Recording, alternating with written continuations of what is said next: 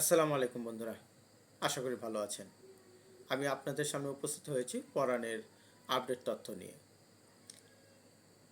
গত মঙ্গলবার 19/11/2024 রোজ মঙ্গলবারে সন্ধ্যার সময় তাকে অপারেশনে ঢুকানো হয়েছিল এবং দীর্ঘ 5 ঘন্টা যাবৎ তার অপারেশন চলে।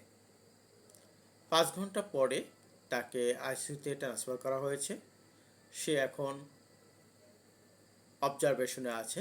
দীর্ঘ 4 দিন অবজারভেশনে থাকবে, আইসিইউতে থাকবে। আপনারা তার জন্য দোয়া করবেন, সে যেন সুস্থ হয়ে আমাদের মাঝে উপস্থিত হয়।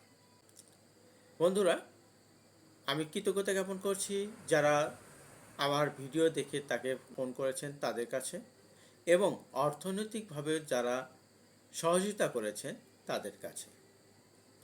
আমি আরও সহযোগিতা কামনা করব, কারণ দীর্ঘ 5 ঘন্টা যাবৎ যার অপারেশন হয় তার কতটুকু ক্রিটিক্যাল হইলে 5 ঘন্টা অপারেশন হয় তাহলে আপনারা বুঝতেই পারছেন। আপনারা তার জন্য দোয়া করবেন এবং তাকে অর্থনৈতিকভাবে সহযোগিতা করবেন, এই আশা আহ্বান রেখে শেষ করছি। আল্লাহ হাফেজ।